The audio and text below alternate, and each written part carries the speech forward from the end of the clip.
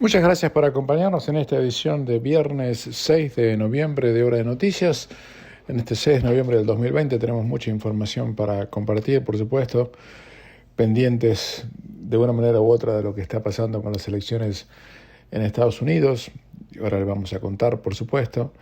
También tenemos muchas cosas para contarle acerca de lo que ha venido ocurriendo en Australia, las fronteras que se han reabierto, algunas realmente muy, pero muy importantes y trascendentes para la vida de todos ustedes, y muchas otras cosas más en esta época tan rara y además en un noviembre que se parece a julio o agosto porque hemos tenido bastante frío, mucha lluvia, que por supuesto se va a ir disipando.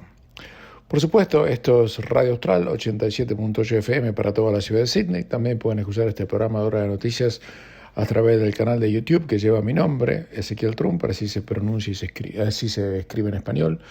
Usted también puede suscribirse a ese canal o hacerlo, o sea, escucharlo sin suscribirse. Es gratis de ambas maneras. Y también puede ingresar a Hora de Noticias en cualquier momento del día, la noche, la madrugada, como si fuese Netflix, a través de la página de Facebook de Radio Austral, que se llama Austral La Primera, la página web de Radio Austral, radioaustral.com.au, o mi propia página de Facebook que lleva mi nombre, o mi página web, ezequieltrumper.com.au. Y no se olvide también que para escuchar Radio Austral también pueden descargar la app de Radio Austral gratuitamente, como todo lo que le ofrecemos aquí, sin que le cueste al Estado de ningún país $1. Pueden escuchar y bajar la app de Radio Austral en cualquier tableta o teléfono celular de cualquier marca, diseño o sistema operativo. Ustedes saben que Radio Austral es el medio informativo en idioma español más importante de Australia. Súmese siempre a nuestra sintonía y por supuesto le invitamos a que siga estos programas de Hora de Noticias todos los días. Las elecciones de Estados Unidos fueron una enorme sorpresa, más allá del ganador, que todavía va a terminar la justicia, porque todas las encuestas daban que Biden era número opuesto y que iba a ganar por una diferencia de 8 puntos o hasta 9 puntos. Y la realidad es que ni bien se cerraron los comicios, en la noche, lo que era para nosotros el miércoles, Trump era el presidente reelecto de los Estados Unidos.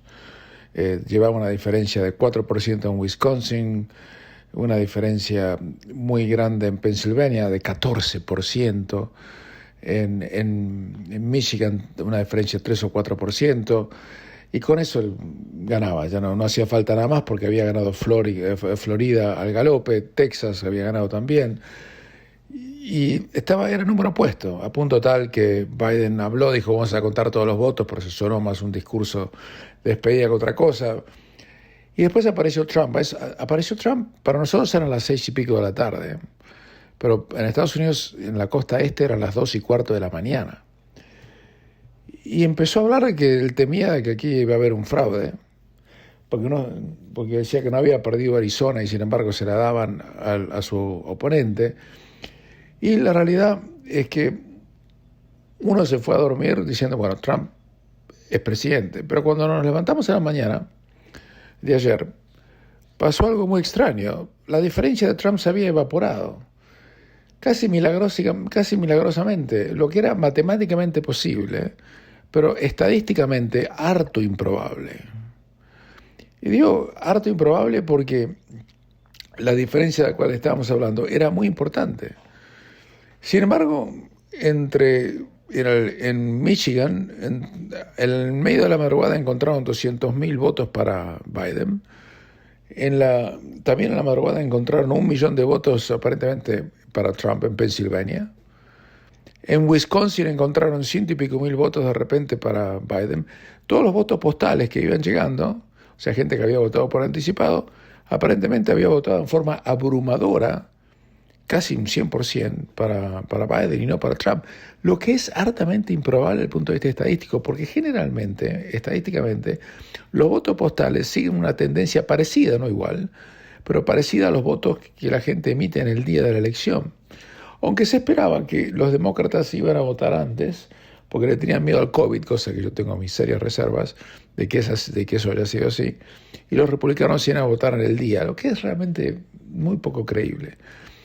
Pero la realidad es que al día siguiente, ayer, el resultado había cambiado por completo y Biden era prácticamente el presidente electo de los Estados Unidos, mientras que Trump y sus asesores decían que iban a apelar para evitar que se sigan contando votos de esta manera, iban a ir a la justicia, incluso a la Suprema Corte de los Estados Unidos, que es el Tribunal Superior.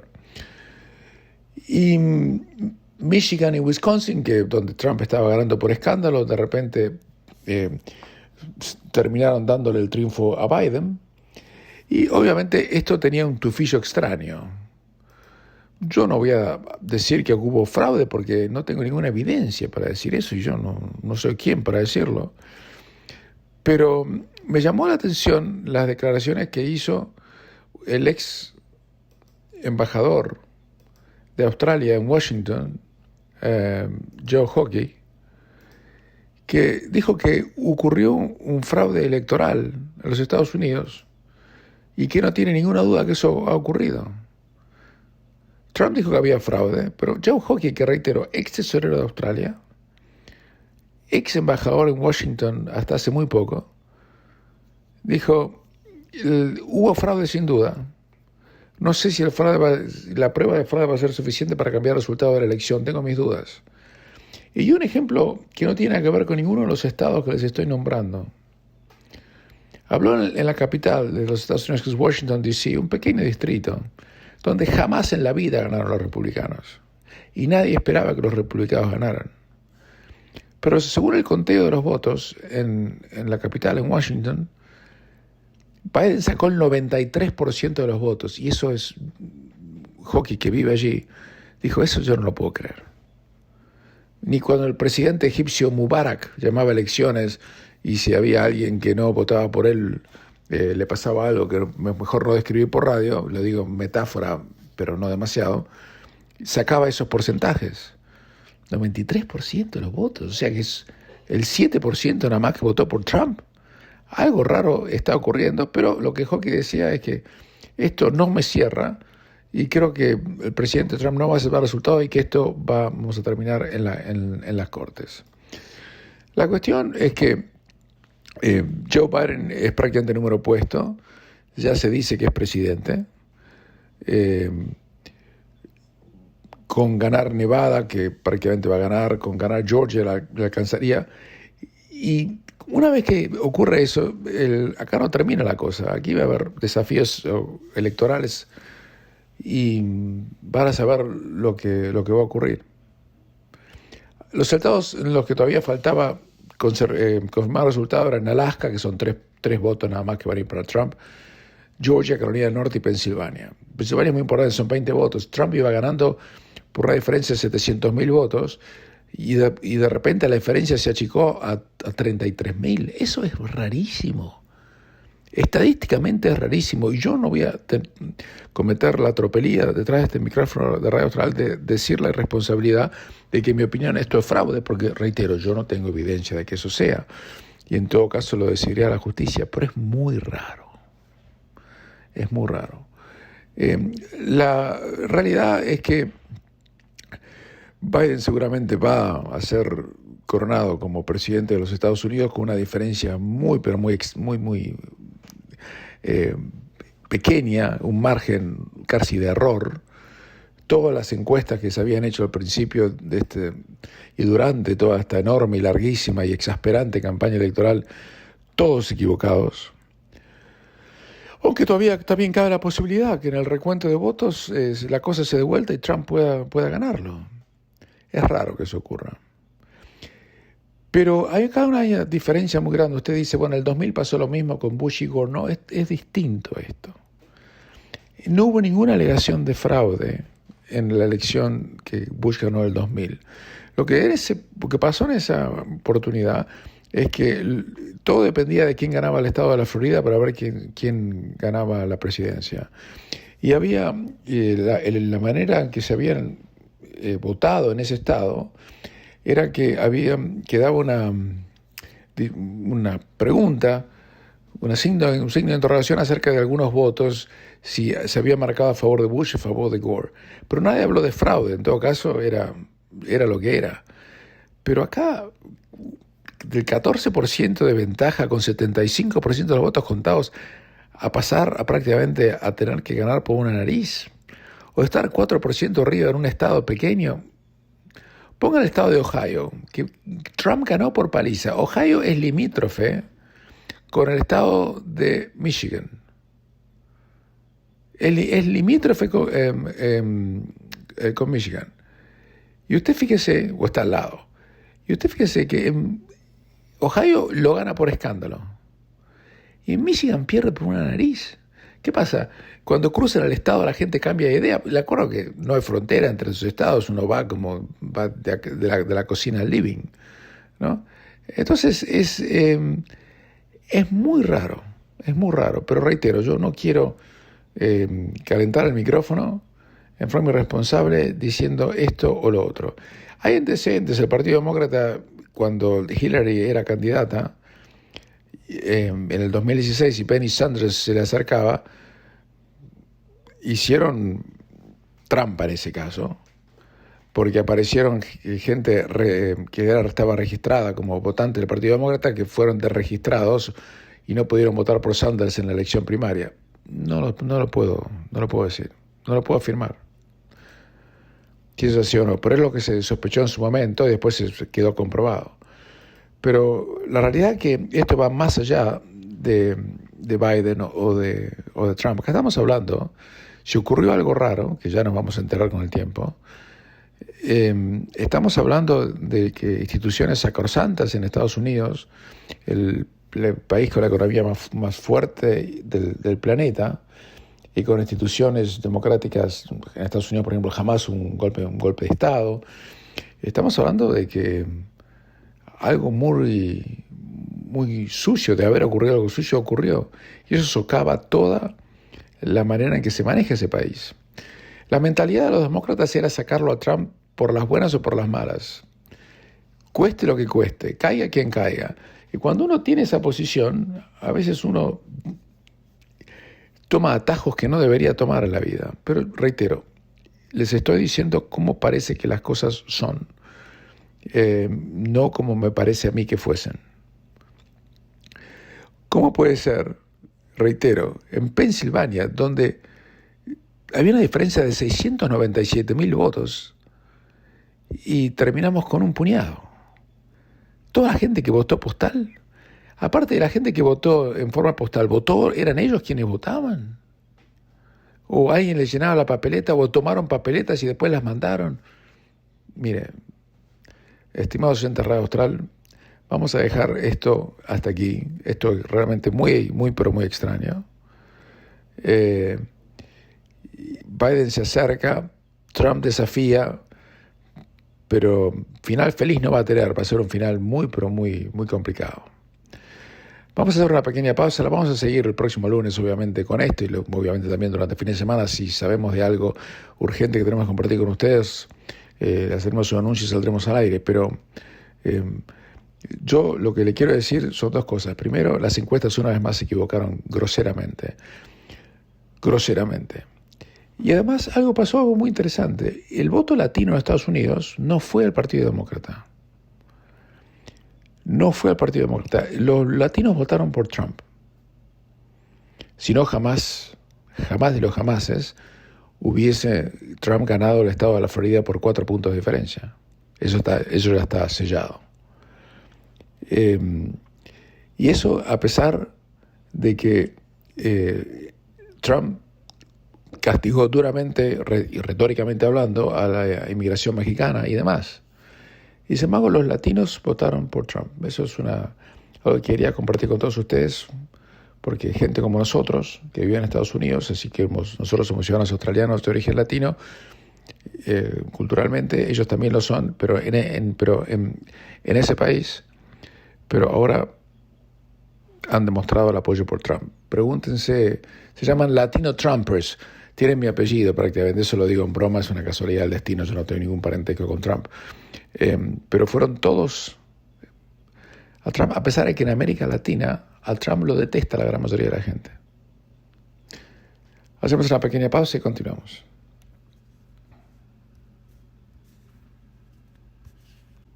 No vamos a entrar todavía a analizar cómo sería una presidencia Biden, aunque él ya dijo que si se confirma su victoria, él inmediatamente va a hacer que Estados Unidos vuelva al Pacto de París en materia de cambio climático. Va a ser un cambio completamente distinto.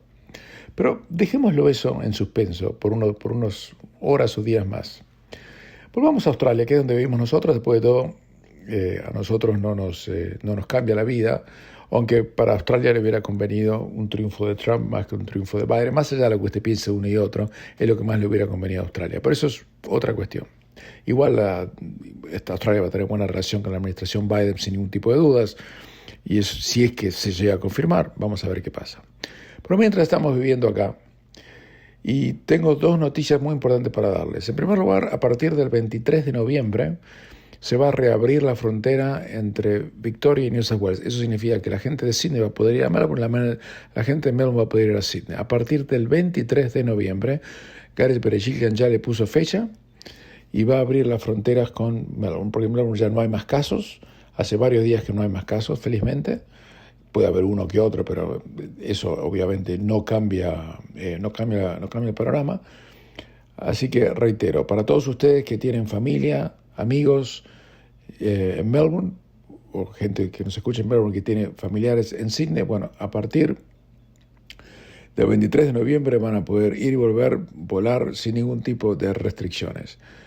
Por lo tanto, mientras queda pendiente, esto es vergonzoso, pero sigue siendo así, es la frontera con Queensland, donde Anastasia Palaszczuk, arrogante como nunca ha estado antes, dice que, Gary Berejiklian, la Premier de New South Wales, dice que la Anastasia no le contesta el teléfono y no han hablado desde el 23 de octubre y que no le ha devuelto la llamada las veces que la hizo llamar para discutir el tema de las fronteras, que sigue causando enorme drama a muchísimas decenas de familias, centenares de familias australianas que están hoy separadas y fracturadas por no poder viajar de un estado al otro.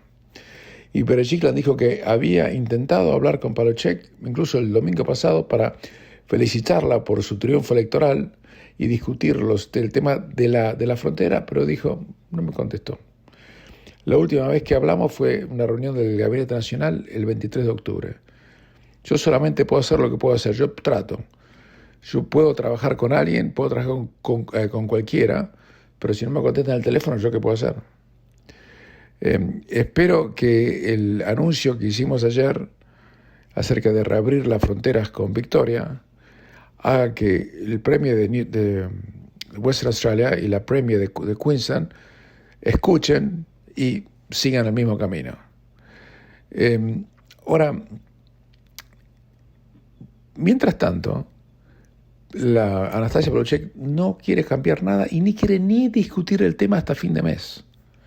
Eso ha provocado la ira de empresas empresas grandes que dependen de lo que pasa con Queensland. La empresa Flight Centre, ustedes la conocerán, tiene negocios en todos los shopping malls de Australia, es la principal agente de viajes del país. Tuvieron su reunión anual y culparon a los gobiernos estaduales del desastre que están viviendo. Están no a la puerta de la quiebra, pero cerca, no pueden seguir si es mucho tiempo más así. Y advirtieron que las posiciones rígidas en materia de fronteras internas adoptadas por los estados están teniendo consecuencias devastadoras. Y nosotros queremos que se abran y cuestionamos la necesidad de demorar la reapertura, dado el mínimo nivel de casos de transmisión comunitaria a lo largo y lo ancho de Australia y los efectos devastadores que los cierres de fronteras están teniendo sobre la sociedad, especialmente las familias y el resto de la economía. Aparentemente Queensland, dijeron en la empresa Flight Centre, padecen de una parálisis en materia de tomar decisiones. No puede ser que solamente van a considerar reabrir las fronteras a fin de mes. Esto es demasiado tiempo. Y, por supuesto, celebraron que el gobierno de New South Wales haya anunciado la reapertura de las fronteras con Victoria a partir del 23 de noviembre próximo. ¿Sabe lo que fastidia? Que cuando Gary Berejiklian no recibía ningún tipo de mensaje de la Premier de Queensland, con quien deberían trabajar codo a codo para solucionar este problema que está acuciando a centenares de miles de familias en el país, todo lo que recibió Esto es en serio. Todo lo que recibió Gary Belichick en la Premier New South Wales de su par de Queensland es un mensaje de texto diciendo les ganamos o algo parecido, celebrando el triunfo del equipo de Queensland en el partido State of Origin de Rugby League que tuvo lugar el miércoles a la noche. Ese es el nivel. Ese es el nivel. No se puede creer. Hacemos una pequeña pausa y continuamos. Ustedes se dieron cuenta que debe ser el primer programa de noticias en mucho tiempo donde bien entrado el programa aún no hemos ni siquiera mencionado la palabra coronavirus o COVID-19. Eso obviamente es porque no es que el COVID desapareció, todo lo contrario. Ayer, felizmente en Australia, se registraron por lo menos 2 casos solamente de coronavirus en todo el país, o sea que es prácticamente lo mismo que nada. En este momento hay una sola persona en todo el país en terapia intensiva y 18 personas metidas en los hospitales, de los cuales hay 2 personas solamente en los hospitales en Victoria, ni nadie en terapia intensiva, y 5 personas en New South Wales y una sola en terapia intensiva. Después hay 6 personas hospitalizadas en Queensland. Te fíjese lo interesante. Hay más personas hospitalizadas en Queensland prácticamente que en New South Wales y en Victoria juntos. En realidad, una menos. O sea, Queensland tiene más gente hospitalizada que la que tiene New South Wales. Por supuesto, que estén hospitalizados no significa nada, no están en estado crítico, o sea, no, están bien, van a salir, no hay problema, su vida no corre ningún peligro. Pero usted, para poner en perspectiva la ridiculez de lo que está haciendo por motivos cínicamente electorales para Check, ya lo hizo, ya ganó la elección, pero no puede ganar la elección el sábado y cambiar de posición el jueves o el viernes. Tiene que dejar pasar unas semanas. Es de un cinismo que realmente desafía, yo le diría, la más mínima decencia, por decirlo de forma muy, pero muy elegante. Mientras tanto, en el resto del mundo, los casos de coronavirus siguen. En Estados Unidos, el día de la elección, tuvieron un caso récord. Más de 100.000 personas fueron registradas como haber sido contagiadas por el COVID-19 en un solo día, en ese día. Es más, para ser más precisos, 108.000 en un solo día. El tema es, ya han registrado 233.000 muertos, tienen casi 10 millones, 9 millones y medio de casos de coronavirus desde el inicio de la pandemia. Y el tema es qué va a pasar de aquí en más. Póngale que Biden sea confirmado como presidente.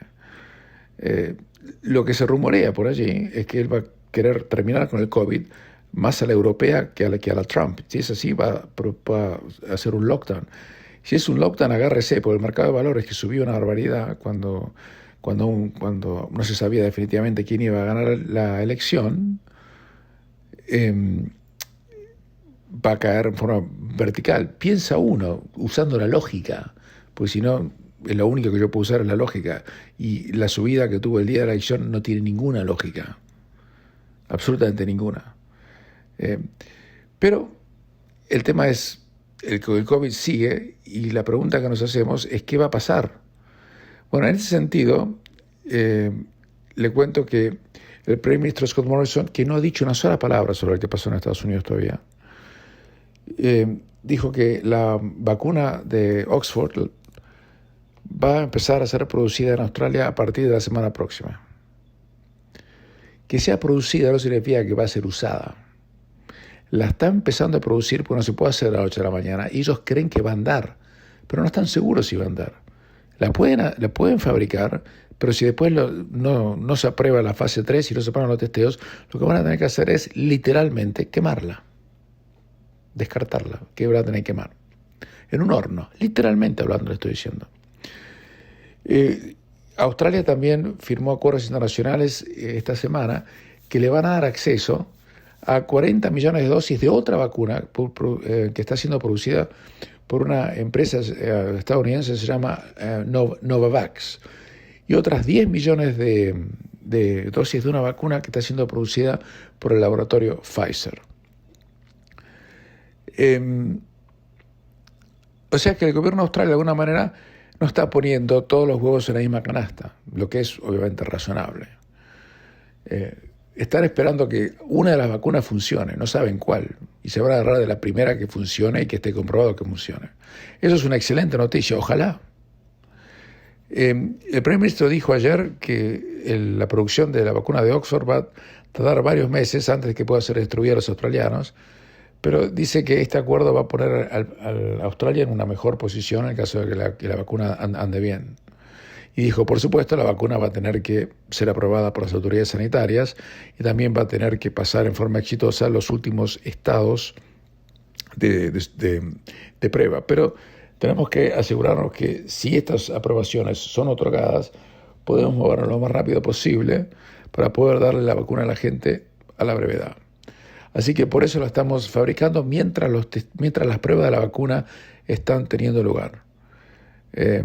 Así que pensamos que todo va a andar bien. Mientras tanto, el ministro de Salud, Greg Hunt, dijo que tiene confianza en que la vacuna COVID-19 va a poder, ya lo había dicho antes, pero lo voy a reiterar ayer, va a poder ser aplicada a la gran mayoría de los australianos durante el año 2021. Tenemos una enorme confianza, una creciente confianza, para ser precisos, que estamos en el camino adecuado para una vacuna y que la vacuna la vamos a poder empezar a usar con la gente a partir de marzo del año próximo. Esto viene del hecho de que en el mundo estamos viendo una aceleración de los contagios de coronavirus. En Australia apenas tenemos un puñado de casos, o potencialmente ceros en algunos días, pero igual queremos que la única manera de que la gente tenga inmunidad es a través de una vacuna, lo que es correcto, si es que pueden conseguir una vacuna. Y además dijo que si tenemos una vacuna, dijo el ministro de Salud, vamos a poder darle al país una seguridad mucho más importante. La vacuna nos va a dar un manto de seguridad, un manto más grande de protección. Vamos a poder salvar vidas y proteger vidas. Así que eso es lo que está pasando. Mientras tanto, leí con absoluto estupor que la Argentina sigue insistiendo con la vacuna rusa y que más allá de que todavía no sé si se pusieron de acuerdo en el precio, no iba a costar creo que casi $20 por vacuna, después la iban a dar gratis a la gente. No entiendo exactamente cuál es la posición, pero la oposición en Argentina, que está enfrentada obviamente al gobierno liderado por, no sé si por un tal Alberto Fernández o Cristina Fernández de Kirchner, no tengo claro bien quién es, se están peleados entre sí, no voy a entrar en eso, es casi extraordinario contar esa historia, pero han dicho la oposición allí que esta no es la vacuna rusa, que es una ruleta rusa, porque no se ría, pero en serio se lo digo, dijeron eso.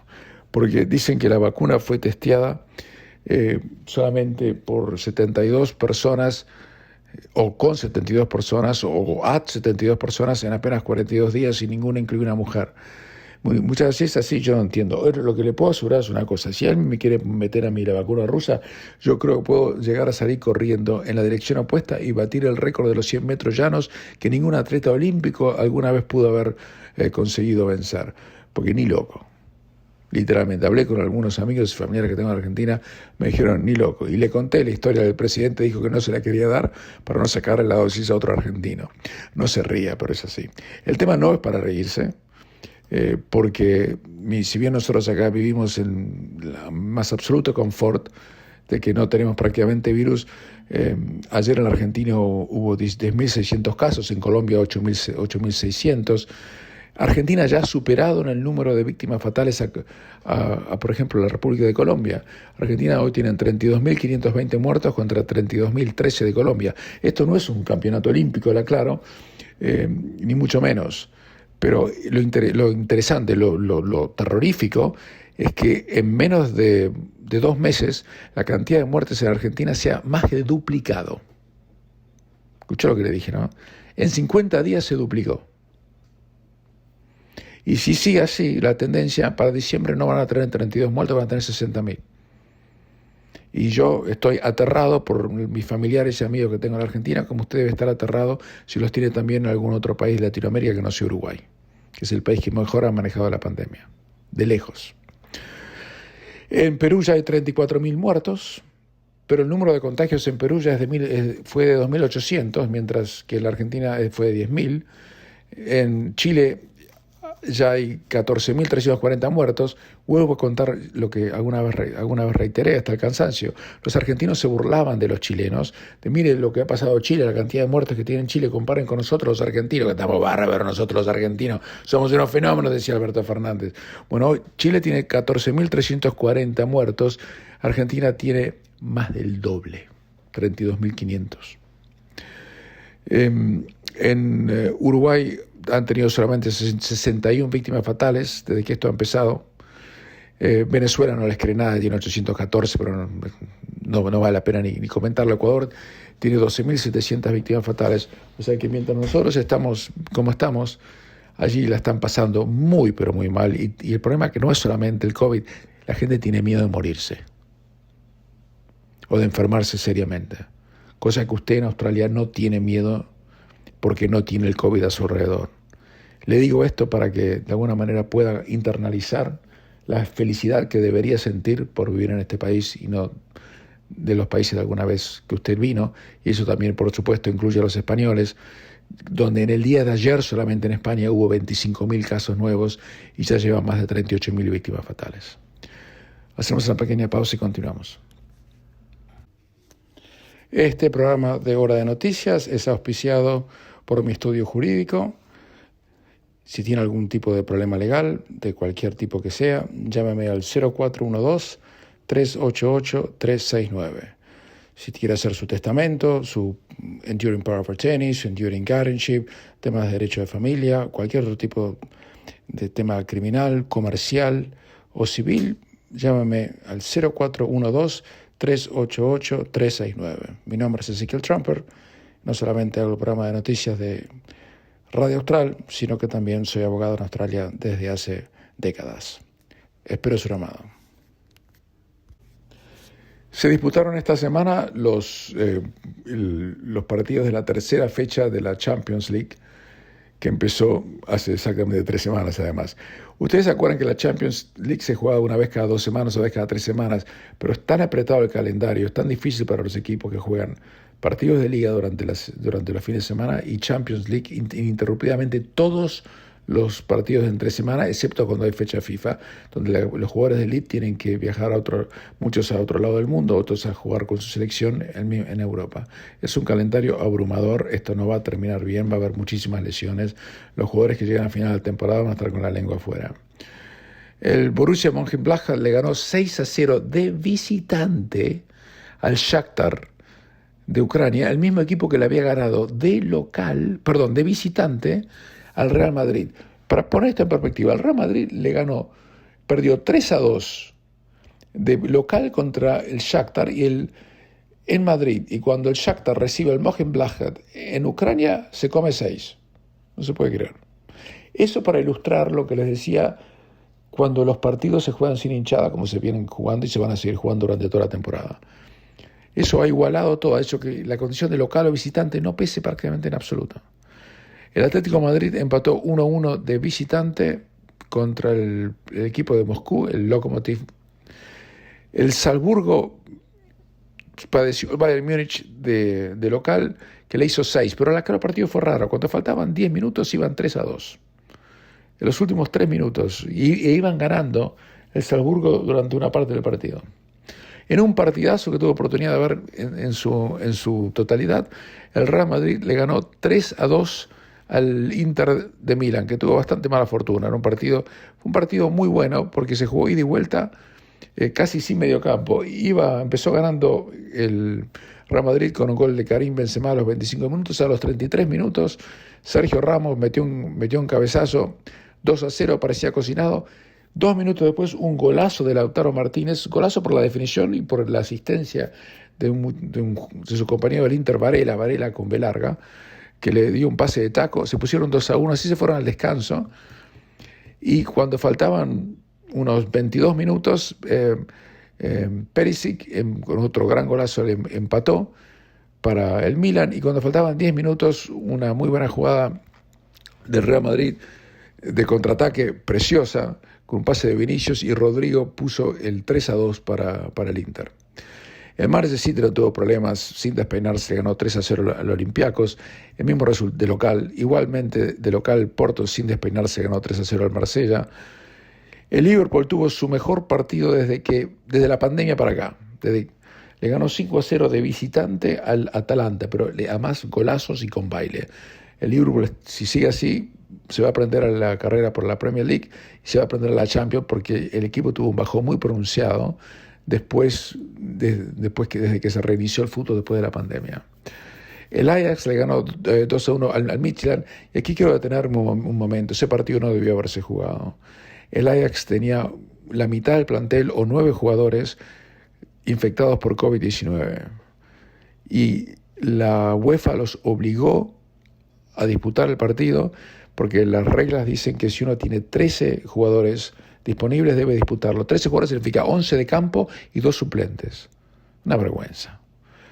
El Manchester United pasó un papelón de aquellos, fue a jugar a Estambul contra uno de los equipos como el Baksehir, que no es el Fenerbahce o el Galatasaray, y perdió. Perdió y sin atenuante, perdió 2-1. El Zenit no le puede quedar mucho a Solskjaer como técnico de Manchester United. El Zenit y la Lazio empataron 1-1. Otro escándalo. El Barcelona recibe en el Camp Nou al Dinamo de Kiev. Escuchen esto.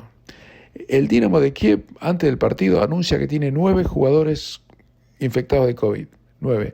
Incluidos los 2 arqueros. Y la UEFA dice, tienen que jugar igual porque tienen 13 jugadores disponibles que están anotados en la lista. Fueron a jugar al Nou Camp, nada menos que contra el Barcelona. El arquero tenía 18 años, nunca había jugado. Y fue la figura del partido encima. Ese partido no debió haberse jugado. No se puede dar semejante ventaja. Así todo, Barcelona le ganó apenas 2-1. Y la figura del partido fue el arquero visitante y el arquero local. Por Ter Stegen que volvió por una lesión, sacó un montón de goles hechos. Hubo una imagen del partido que ha dado la vuelta al mundo, donde este muchacho que se llama Lionel Messi, a quien yo admiraba como futbolista, pero ahora no está haciendo una temporada para el olvido, pasa un jugador del Dinamo de Kiev con la pelota, al lado de él, en el medio campo. Él sigue caminando como si fuera un transeúnte en la calle, mirando cómo pasa una persona que va a su trabajo. Ni siquiera intentó acercarle para quitarle la pelota. Eso o está en otra cosa, algo está pasando, pero Barcelona ganó 2-1, ya está prácticamente clasificado para los octavos de final, pero reitero, un equipo completamente disminuido. Ese partido no debió haberse jugado. Juventus fue a jugar a Budapest, ganó sin problemas 4-1 al Ferencváros, 4-1 con 2 goles de Morata. Cristiano Ronaldo volvió a la cancha después del COVID, no le pasó nada, o sea, no tuvo ningún síntoma. El Dortmund le ganó 3-0 al Brujas de visitante. El Sevilla iba para ir 2-0 de local contra el Krasnodar, y lo dio vuelta y ganó 3-2. El Chelsea ganó 3-0 frente al equipo francés Rennes sin despeinarse. Y el Leipzig, que había padecido una goleada frente al Manchester United de visitante, le ganó 2-1 al PSG sin Neymar, que está lesionado. Di María hizo el primer gol para el PSG y después malogró un penal que le costó el partido, pues después se le dieron vuelta. Espero que pasen un hermoso fin de semana. Les habló Donald Trump, pero el lunes vamos a contar mucho más, porque hoy con la elección de Estados Unidos, le voy a ser sincero, no se enoje conmigo, pero le tengo que ser sincero, me mordí la lengua 3 o 4 veces, porque estoy tratando de encontrar más evidencia, y aquí en Radio Austral no nos gusta hablar hasta que tenemos más evidencia, pero estamos juntando evidencia y el lunes se la vamos a comentar. Pasen un hermoso fin de semana, que mejore el tiempo, y será hasta entonces. Hasta luego.